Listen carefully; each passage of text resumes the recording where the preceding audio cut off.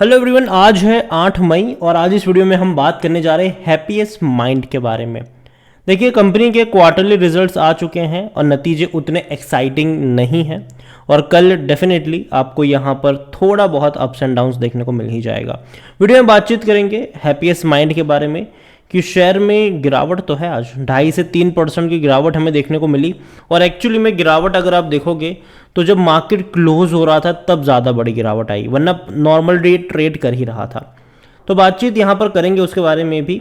आप देखो 2.5% की गिरावट तो है डेफिनेटली, और पिछले एक महीने में कंपनी का ग्राफ देखे तो बढ़ रहा था, 800 रुपये से सीधा 870 तक गया और आज गिरावट आई है, वरना इससे पहले भाग रहा था। एक साल की भी अगर हम बात कर ले तब तो हालत थोड़ी सी ख़राब है। 14% की गिरावट है, 1100 रुपये से भी ऊपर शेयर ट्रेड कर रहा था, लगातार गिरा है। और देखो बीच बीच में अटेम्प्ट मारे हैं इसने तेज़ी दिखाने के, उसके बाद बड़ा करेक्शन आया था और एक वक्त ऐसा भी था जब ये 765 रुपये तक चला गया था। दोबारा बड़ा अटेम्प्ट मारने की कोशिश करी, वापस नीचे की तरफ जाने के चांसेस ज़्यादा नज़र आ रहे हैं। अगर हम बात करने जाए तो एक वक्त ऐसा भी था जब 300 रुपये के आसपास था, बड़ी रफ्तार आई, 1500 पे गया ये, 1500 रुपये। लेकिन उसके बाद अगर आप देखो तो लगातार एक डाउनवर्ड ट्रेजेक्टरी है। अटेम्प्ट करने की कोशिश भी कर रहा है तो सक्सेसफुल नहीं हो पाता है, वापस ये गिर जा रहा है। तो यहाँ पर पहली चीज़ तो है कि लगातार एक डाउनवर्ड ट्रेजेक्टरी में है ये शेयर, और जो क्वार्टरली रिजल्ट्स आए हैं वो उतने ज़्यादा एंकरेजिंग नहीं है कि यहाँ से एक बाउंस बैक दिखाने में हेल्प कर पाए। हैप्पीएस्ट माइंड अगर कंपनी के बारे में बात करेंगे तो डिविडेंड भी अनाउंस किया है 3.40 रुपये का, जो कि ठीक ठाक है, और ना ही उतना अच्छा कहूँगा ना ही उतना बुरा करूँगा मैं उसको कहूँगा। इस बार प्रॉफिट हुआ है 58 करोड़ का, जो पिछले साल इसी क्वार्टर में 52 करोड़ का प्रॉफिट हुआ करता था।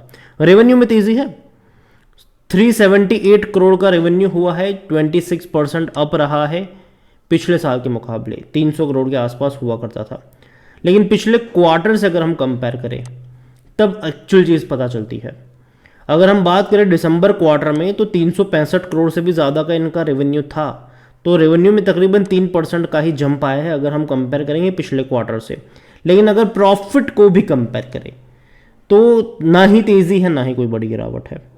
जितना प्रॉफिट इन्होंने दिसंबर में कमाया था उतना ही मार्च में कमाया है, थोड़ा सा ज़्यादा कमाया है यहाँ पर, लेकिन ऑलमोस्ट उतना है। और मार्केट इस चीज़ को चीयर नहीं करता।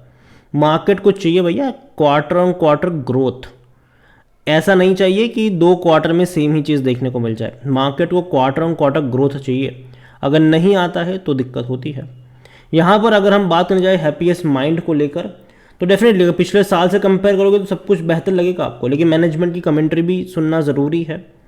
जो कंपनी के एमडी सीईओ है हैप्पीएस्ट माइंड के, उनकी तरफ स्टेटमेंट आया है कि our excellent result both in terms of growth and profitability reflect our operating strength. This is 12th successive quarter where we reported EBITDA of more than 25%। Dividend भी announce हुआ है और अच्छा डिविडेंड है यहाँ पर। और कंपनी को लेकर अगर देखेंगे तो देखो उन्होंने नए क्लाइंट्स जोड़े भी हैं। Happiest Mind has added 16 clients during the 4th quarter, taking total 237। मतलब अब तक हैप्पीएस्ट माइंड के क्लाइंट की लिस्ट अगर देखें तो 235 से भी ज़्यादा की है, और 16 क्लाइंट्स उन्होंने लास्ट क्वार्टर में जोड़े हुए हैं। कंपनी के बारे में देखें तो टोटल एम्प्लॉय काउंट अगर देखें तो 4917 के आसपास का टोटल एम्प्लॉय काउंट है, और नेट एडिशन अगर आप देखोगे तो 306 एम्प्लॉयज़ का यहाँ पर देखने को मिल रहा है। और पिछले 12 महीने का जो ट्रेलिंग अगर हम एट्रेशन बात करें तो वो तकरीबन 20 का है, और देखो आईटी में ज़्यादा रहा है यहाँ पर, उसमें कोई शक की बात नहीं है।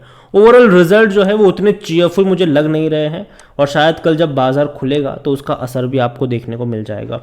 हालांकि आज ही गिरावट तो देखने को मिली ही थी हमें यहाँ पर, और ग्राफ अगर मैं देखूँ तो कुछ उतना ज़्यादा अट्रैक्टिव लग नहीं रहा है मेरे हिसाब से। वॉल्यूम काफ़ी कम है, मुश्किल से 7 लाख के वॉल्यूम से देखने को मिले, काफ़ी कम क्वांटिटी में शेयर भी ट्रेड हो रहे हैं। इतना ही नहीं, according to Moneycontrol user बेचने की सलाह कोई नहीं दे रहा, हर कोई कह रहा है खरीदारी करो, खरीदारी करिए तो बने रहो।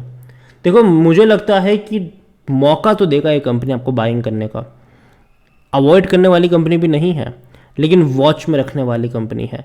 खरीदारी अभी मौके मुझे लग नहीं रहे, लेकिन अगर हैप्पीएस्ट माइंड का शेयर आपको और करेक्शन दिखाता है तो डेफिनेटली खरीदारी के मौके बनेंगे। और जहाँ तक बात है, मुझे लगता है कि जो अच्छे मौके बनेंगे बाइंग के वो शायद 700 रुपये के आसपास हो सकता है। काफ़ी लोग बोलेंगे 700 तो कभी नहीं जाएगा, ठीक है भैया ना जाए, लेकिन मैं अभी ये मान के चल रहा हूँ कि शायद ना अभी भी यूएस में जो दिक्कतें हुई ना बैंकिंग सेक्टर्स में, और अभी भी यूएस की दिक्कतें ख़त्म नहीं हुई है, ठीक है, तो जो असली इम्पैक्ट है ना वो आपको जून क्वार्टर उसके बाद के क्वार्टर में देखने को मिलेगा।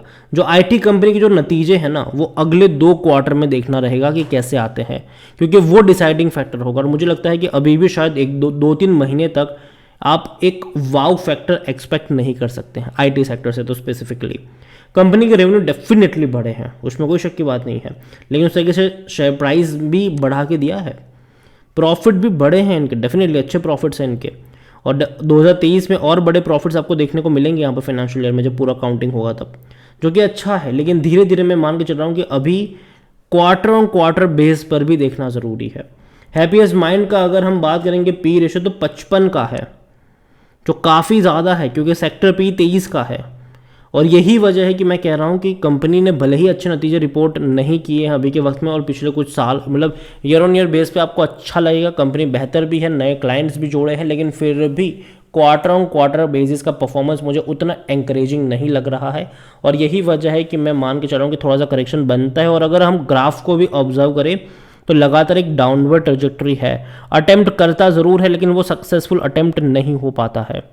यहाँ पर अगर 100% एनालिस्ट कहते हैं खरीदारी करो, ठीक है, मेरी राय बाइंग की है, लेकिन 800-850 पे नहीं, मुझे लगता है कि करेक्शन बनना चाहिए। यहाँ पर 53.24% की होल्डिंग है प्रमोटर के पास, और बड़े फंड हाउस देखो तो उतनी बड़ी क्वांटिटी नहीं है, रिटेल ज़्यादा है यहाँ पर।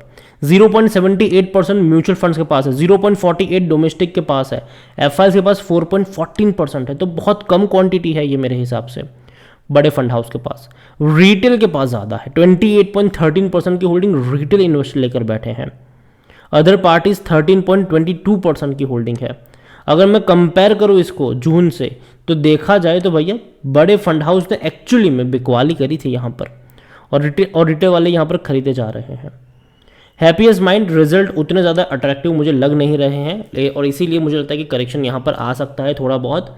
कंपनी अच्छी ज़रूर है, लेकिन पूरे आईटी सेक्टर को मैं ये नहीं कह रहा हूँ कि बाउंस बैक कर जाएगा, टाइम लगेगा। देखो नज़र रखनी है आईटी सेक्टर के ऊपर, क्योंकि ये 2-3 महीने के बाद अच्छे मौके भी आएंगे खरीदारी के, और डेफिनेटली एक अच्छा अट्रैक्टिव मौका जो है ना वो आपको आईटी सेक्टर में देखने को मिलेगा। लेकिन अभी भी करेक्शन रुकेगा नहीं, थोड़ा बहुत और करेक्शन यहाँ पर और फर्दर देखने को मिलेगा। जो असली इम्पैक्ट है वो हमें जून और उसके बाद के क्वार्टर में देखने को मिलने वाला है, और उसके रिजल्ट्स हैम्पर होंगे, और तब देखना होगा कि करेक्शन आता है, और तब खरीदारी के मौके देखने चाहिए। अभी बस वेट एंड वॉच वाला सिलसिला ही है आईटी कंपनियों को लेकर, जल्दबाजी मत करना। हैप्पीएस्ट माइंड भी मैं कहूँगा जल्दबाजी मत करना, डेफिनेटली यहाँ पर भी अच्छे खासे मौके आपको मिलेंगे बाइंग के। जल्दबाजी करोगे तो फंस जाओगे, क्योंकि डाउनवर्ड ट्रेजेक्टरी अभी भी रुकी नहीं है। बीच बीच में देखो अटेम्प्ट मारेगा बीच बीच में, लेकिन वापस से गिरेगा भी यहाँ पर। और रिजल्ट्स मेरे हिसाब से एवरेज है, उतने एक्स्ट्राऑर्डिनरी लग नहीं रहे जो एक बड़ी तेज़ी में तब्दील हो पाए। बाकी मर्जी आपकी है। वीडियो को यहीं पे एंड करूंगा, पसंद आया हो तो लाइक करो, शेयर करो, चैनल अगर पहली बार हैं तो प्लीज़ सब्सक्राइब करें। और हैप्पीएस्ट माइंड के बारे में आप क्या सोचते हैं वो भी आप मुझे कमेंट में लिख के बता सकते हैं। Thank you.